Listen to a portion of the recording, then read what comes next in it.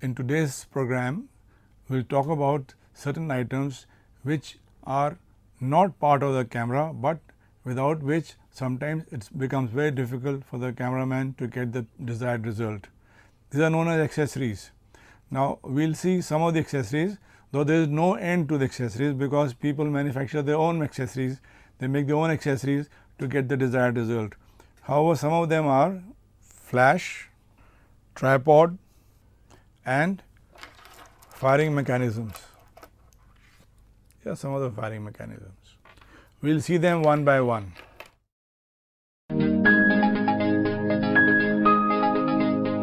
We will now see another accessory known as flash, and it is a production of artificial light at 5500 degrees Kelvin, which is daylight temperature, and it helps us do some of the things like, for example, taking picture when it is dark or when you want to freeze a particular moment. Flash earlier on when it began was of a very different kind. People used to fire a particular light, and in that light only, which was continuous, one could take pictures. Then came the bulbs, then came the magic cubes and so many other things. But now we have switched over to the electronic flashes, which are very handy, which are very useful, and which are used in almost every kind of photography, whether it is daylight photography for film purposes, whether it is night photography again for creating light, and sometimes in the studio only for creating effects. Flashes today are available as separate entity or also as part of the camera. Flashes come as independent unit in various shape and sizes. For example, this one or this one or for this one. They are manufactured by different companies and have a different guide number, thereby enabling a cameraman to work out the distance and the aperture that has to be used. However, sometimes these come in the form of built-in flashes, and they are used for fill-in purposes. They are very handy, particularly for amateur purposes. They can be controlled. If you don't want them, you just have to press them and use a manual setting. Then you can control the lighting yourself.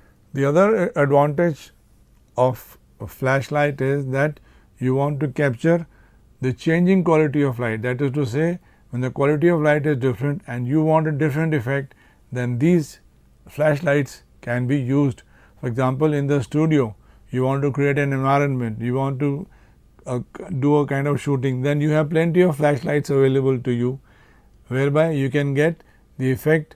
You can light every part of the frame, you can light distant parts of the frame, thereby putting these flashlights at different places. I have seen a very beautiful picture of an industry taken by Mr. Mitra, who is the father of industrial photography in India, in which he had shown the various aspects of the industry at different parts and at great amount of depth of field. What he had done was that wherever he wanted light to fall, he had arranged it accordingly, and since flashlights are synchronized, they use a slave unit, therefore firing one flash could fire all the flashes. It was a great use of the facility available in a flash, and the results were fantastic. These flashlights are basically tubes containing xenon gas. Now, what happens is that these can fire at anything from 1/1000th of a second to much lower, down to 1/200th of a second.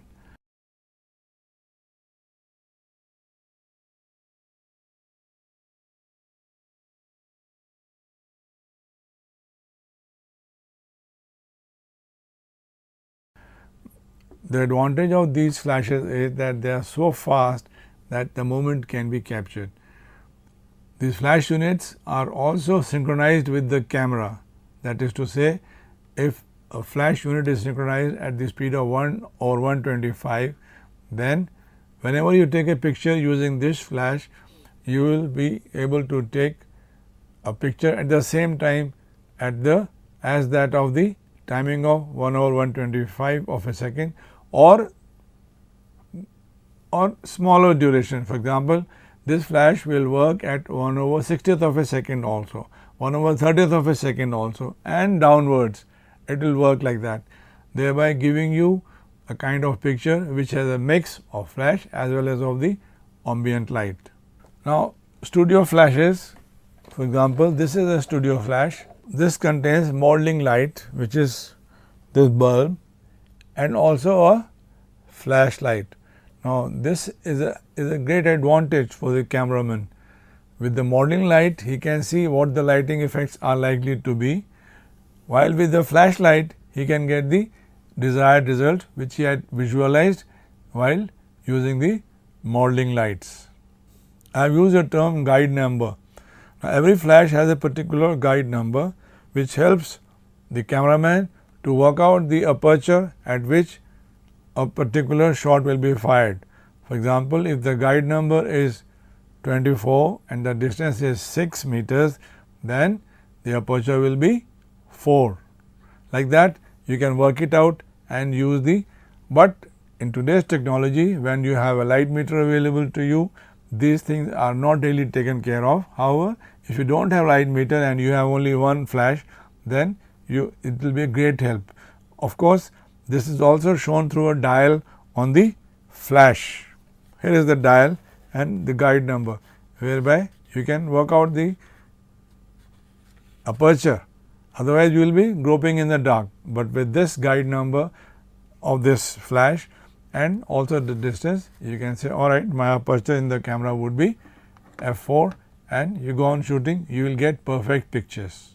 I have already given you example of use of multi-flash in the case of Mr. Mitra Bedi.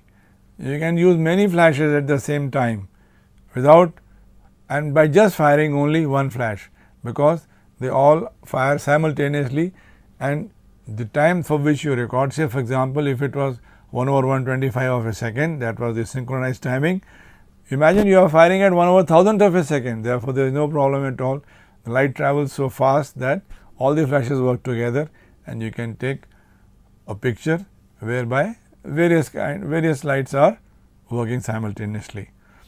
Another example is that of a flood bank, whereby flashes are put in a kind of bank kind of a thing. 8 or 10 flashes are put together to give it great intensity, and thereby taking a picture. I have seen one Pirelli calendar in which the photographer has used this kind of light banks, and today they are very common and people are using them wherever they can and wherever it is available to get a proper even lighting for the whole setup. We will now see a very creative and also interesting aspect of using of flash, the technique part of it. As I mentioned some of the terms earlier on, the technique is, for example, fill-in flash. Wherever there is a shadow, you throw flash and thereby the shadows are either neutralized or reduced. Similarly, we have a bounce flash. We have the flash facing some other surface, maybe on the sides, and the light is bounced onto the subject, thereby giving it a kind of soft lighting. We also have umbrellas. You must have seen them, flash umbrellas, whereby they give a kind of light which is very soft. Sometimes the umbrellas are so big that the entire model can stand in front of them and get even lighting. Some of these are some of the examples of good photography. Also, as I mentioned already, we have a slave flash which fires another flash without actually being exposed to it. So, these are some of the uses. The flashes can also be used with gels. For example, if you want to create a background which is say red in color and the model is sitting in front of it, you put a red gel onto the flash. The light that is falling on the background, particularly if it is black or white or gray, then the red effect will come.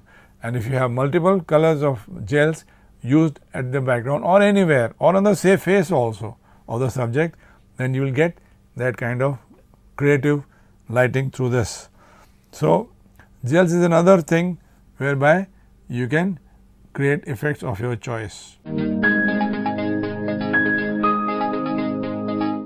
We will see some of the drawbacks of the flashlights. For example, flashlight cannot be fired at a very close distance. They are dangerous also. Some of these flashlights, the speed light as we call it, they are so strong that if we fire within 1 meter into the eyes of the subject, then the subject may turn permanently blind. So, one should be careful while using this flashlight. Secondly, the distance part. These flashes work fine up to a certain distance. My experience is that about 12 feet is okay. Beyond 12 feet, they lose effect. You may only get a kind of image which is recognizable, but not a proper one. Similarly, at less than 5 feet also, they burn out the entire subject. You get white features. So, therefore, while using these flashlights, one should be careful in terms of the distance, in terms of the what you call the strength of the flashlight, the intensity of the flashlight. Next thing is the red eye effect. If the excess of the flash and the retina from which the light falls back is the same, then you get a red eye effect. A flash turns the picture into flat lighting. The shadows are so strong that the details of the face or the on which it is falling directly, they are eliminated. And what you see is a flat picture of the subject, which is not a presentable thing. One should be careful and use the flash as creatively as possible. We will now see yet another accessory known as tripod. Now, this tripod is basically used to stabilize the camera, to reduce movement, in fact to cut down movement altogether. It has basically two major parts. One is the three legs that we can see and a head on which the camera is mounted.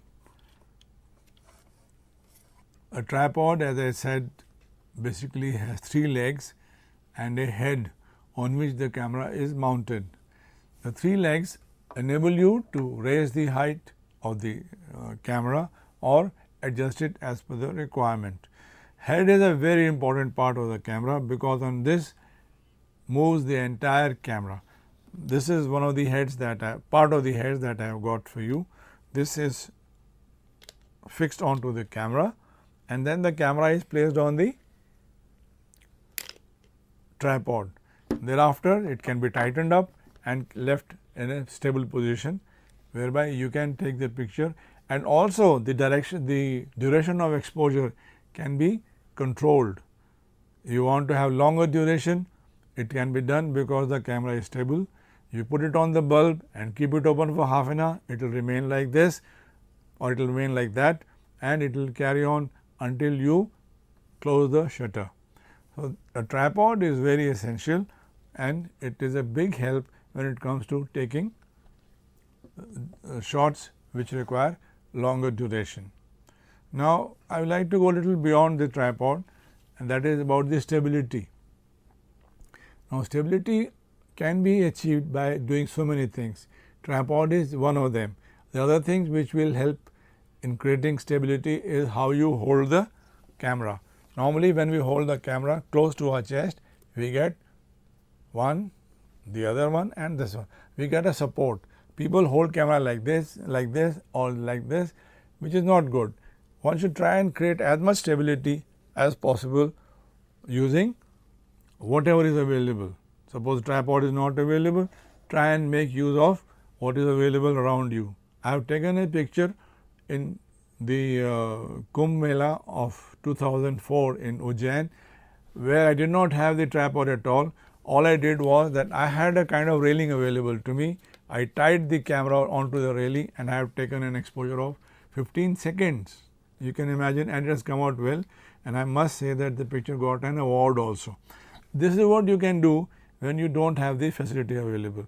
Other things that are available to you are support of the, say you got a wall behind you, take help of the wall. A wall on the side, take help of it. Sit down your backside and see you will get greater amount of stability. Tripod is just one of them. Another thing which is very useful is a monopod. It is another kind of stability providing agent which has got only one leg. Now, this leg can be extended like in the case of a tripod, and all you have to do is to fix the camera on top of it, and you get a third leg which is not as sturdy as a tripod because it is only on one leg, but then with your two legs and this third leg you can get a great amount of stability and take a picture of your choice. So, the tripods and monopods are very useful accessories, and one should try and use them. Carrying a monopod is much easier if you are young and if you can hold the camera. Otherwise, carry a tripod. Tripod comes in various sizes, various heights, and in various weights also. It has many adjustments besides the head. It also has adjustments like it has got a spirit level whereby you can ensure that your your camera is always parallel to the ground. It also has adjustments like at the bottom also you can fix a camera and take close up shots using the same facility of stability in terms of what you call in terms of taking say close up shot or taking a macro shot. This camera will go down to the level of the floor and you can take a picture from there. So, it depends upon you how you want to use it, how much you can afford, and but the tripod is a very essential accessory, particularly shooting under low light or shooting for certain environment which you think is very essential for your particular result. We will now see the final of the accessories for this program, and that is firing mechanisms. Firing mechanisms are of various types. Of course, the most important and most useful is the one which is the direct finger pressure with which we fire the camera. Then we also have direct mechanical ones. These are some of them. These are mechanical in the sense that you fix them not with the digital cameras, but with the good old cameras, the analog cameras. They fit into the shutter itself and you press from one end and it fires and it hangs on till you release it. So, these are some of the examples. This one has got this thing, this one has got a different kind of arrangement. These are manufacturer's arrangements, but the fact is they all are mechanical kind and they are used for firing cameras which have this system available in the shutter itself. Direct electrical system is also available where the electrical connection is given and passed on to the camera and it fires. Next is radio, whereby radio is sound basically. It gives the signal to the camera and it fires. Light is another way of firing, like we have in the case of flashlights, we have light available. It fires one flash here will fire all other flashes.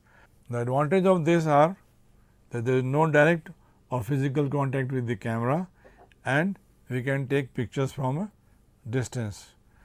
Some of the systems that are available are known as cable release. This is a cable release.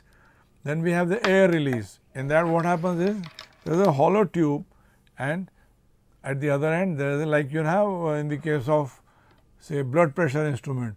What he does is he presses the air. So, similarly you press the air and it fires the shutter. Next is electrical release whereby electricity is used. Then we also have delayed action timers. For example, we want to fire a particular, we take self timers, isn't it? That is the same thing. What we do is we make an adjustment and we press the shutter, then we go in front of the camera, stand there for 8 seconds, 10 seconds, whatever the timer set, it fires there after the expiry of that particular duration. And then we have remote releases whereby from a distance through a remote system you can fire the camera. To conclude, today we saw some of the important accessories which are available for making your picture more creative, make it more useful, make it as per your choice. The advantages and disadvantages have been discussed. Just to sum it up, for example, we have the flash. Flash is a great advantage. At the same time, if it is not used creatively, it can be a big disadvantage. We have the tripods. Tripod is very essential when it comes to working in low light or when you want stability in your picture. Tripods are absolutely necessary if you want sharp image, because if there is a slight movement, then the image will be spoiled. You will get a kind of movement and there will be blur in the picture. You will also have a sister of tripod which is known as monopod. If used creatively, it can be a big help. And lastly, we have seen the firing mechanisms which are very essential when it comes to firing from a distance. There are various modes available: the mechanical mode, the air release, and also the remote control. So, today I think remote is more used, because otherwise you have a finger pressure system which is also available on the camera itself, and that is all we have for you today. Thank you.